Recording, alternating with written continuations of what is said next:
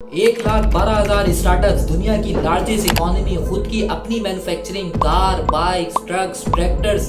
जी हाँ, दुनिया का दूसरा सबसे बड़ा मुल्क कि जहाँ इंग्लिश भी सबसे ज्यादा बोली जाती है।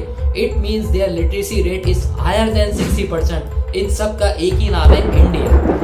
अस्सलाम वालेकुम और नमस्ते जी। तो आज हम इंडिया के पास और फ्यूचर प्रोग्रेशन को लेकर बात करेंगे, लिहाजा वीडियो बहुत इंटरेस्टिंग होने वाली है, पूरी देखिएगा।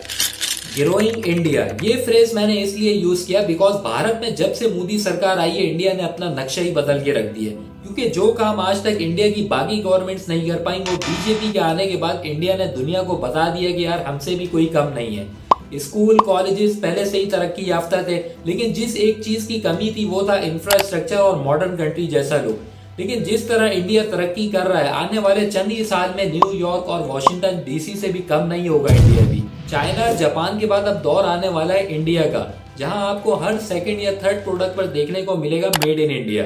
ऐसा मैं क्यों बोल रहा हूँ, इसके पीछे भी एक टेक्निकल रीजन है। अभी हाल ही में इंडिया ने जितनी भी चाइनीज एप्स और इनकी प्रोडक्ट्स थी, इनको बैन करने का फैसला किया है, जिसके दो फायदे हुए हैं। पहला ये कि सस्ती प्रोडक्ट्स की शॉर्टेज हो गई, जिसकी वजह से वहां के लोगों ने इंडियन जो महंगी प्रोडक्ट्स थी और दूसरी कंपनीज थी, उनमें इन्वेस्ट करना शुरू कर दिया।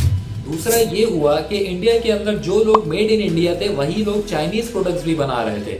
उन्हें इनकरेज किया गया वहाँ की गवर्नमेंट और एनजीओज की जानिब से कि आप लोग आएं, हमें बताएं क्या कर रहे हैं, कैसे कर रहे हैं, हमें अच्छा लगा तो हम आपकी कंपनी में इन्वेस्ट करेंगे क्योंकि आप तो मेड इन इंडिया हैं। ऐसे करते करते पिछले 10 साल में 1 लाख से ज्यादा स्टार्टअप्स यानी नए स्मॉल बिजनेसेस को सपोर्ट करके इंडिया की गवर्नमेंट ने खड़ा कर दिया। अब ये सब करने की वजह से इंडिया की इकोनॉमी में इतना बड़ा बूस्ट देखने को मिला कि वो खुद भी एक्सपेक्ट नहीं कर रहे थे। क्योंकि आप खुद देखें, जब भी कोई कंट्री की इकोनॉमी ग्रो करती है तो इंटरनेशनल इन्वेस्टर्स भी चाहते हैं कि साथ साथ वो भी ग्रो करें। लिहाजा बड़ी तादाद में इन्वेस्टर्स ने आना शुरू किया और जितने भी स्मॉल बिजनेसेस थे उन्हें सपोर्ट किया। इस वक्त दुनिया में सबसे ज्यादा एंटरप्रेन्योर्स इंडिया में है और हर मुल्क की तरह वहां पर भी जॉब्स की कमी है। लेकिन मसला ये है कि वहां की गवर्नमेंट ज्यादा सपोर्टिव है, लिहाजा जितने भी इंजीनियर्स, डॉक्टर हैं, उन्हें उनके ड्रीम बिजनेसेस बनाने में हेल्प करती है। चले मैं आपको एक और बहुत इंटरेस्टिंग सी स्टोरी बताता हूँ। मोस्टली जब भी इंडियंस लोग किसी भी फॉरेन कंट्री में रहने के लिए जाते हैं या ट्रेवलिंग के लिए, तो 90% से ज्यादा लोग अपनी कंट्री को सपोर्ट कर रहे होते हैं। वो इस तरह जैसे इंडियन प्रोडक्ट्स हैं उन्हीं की परचेसिंग करते हैं। और अगर दुबई की मैं बात करूं तो मोस्टली 70% से ज्यादा इंडियंस लोग ही बिजनेसेस चला रहे हैं। तो और इंडियंस ही लोग ऐसे होते हैं जो अपने ही बिजनेसेस को सपोर्ट करते हैं। तो अब आप खुद सोच लें, जिस मुल्क की आवाम ऐसी होगी तो कंट्री कोई भी क्यों तरक्की नहीं करेगा। पाकिस्तान का तो इनसे कंपैरिजन बनता ही नहीं है। अबे भाई, पाकिस्तान तो तबाह होने वाला था अपने इकोनॉमिक क्राइसिस से। इंडिया कहाँ और पाकिस्तान कहाँ। अब आप खुद देखें ना यार, इंडिया चाइना अमेरिका को टक्कर दे रहा है और हम यहाँ पे बिजली, पानी, गैस वगैरह के लिए रो रहे हैं। तो इसलिए अब ये डिबेट खत्म हो जानी चाहिए। भाई देखें, सिंपल सी बात है, तरक्की खुशहाली तब होगी जब मुल्क का हर शख्स खुददार और मेहनत करने वाला होगा। इंडिया का हर बच्चे को पता है कि यार अगर उसने जॉब करनी है तो उसमें उसने कैसे आगे बढ़ना है, और अगर जॉब नहीं मिली तो अपना बिजनेस कैसे बनाना है। होगा या नहीं होगा वो एक अलग डिबेट है। कम से कम बंदा स्टेप तो लेता है, सोचता तो है।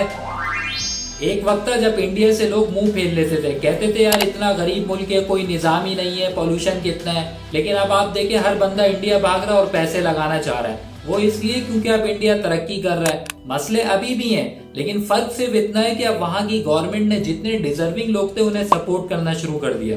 तो अब आप खुद अंदाजा लगा लें, जब पढ़े लिखे लोग बिजनेस करेंगे अपनी मेहनत और अक्लमंदी से, तो मुल्क की इकोनॉमी कहाँ से कहाँ जा सकती है।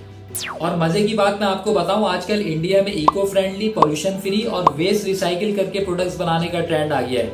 मतलब आप इससे अंदाजा लगा लें, एजुकेटेड लोग इंडिया को अब लीड करने वाले हैं, तभी तो इस तरह के वहाँ ट्रेंड चल रहे हैं। मैं ना तो इंडियन हूँ, ना कोई मोदी सरकार का बहुत बड़ा फैन हूँ, लेकिन जो अच्छाई वो कर रहे हैं वो बहुत अप्रिशिएटिंग है यार। मैं चाहता हूँ कि यार हमारा मुल्क पाकिस्तान भी अपने अच्छे वक्त की तरफ वापस आ जाए। So if you guys like this video, so kindly thumbs up and subscribe for more videos। मिलते हैं इंशाल्लाह नेक्स्ट वीडियो में। अपना बहुत सारा ख्याल रखें, तब तक के लिए अल्लाह हाफिज़।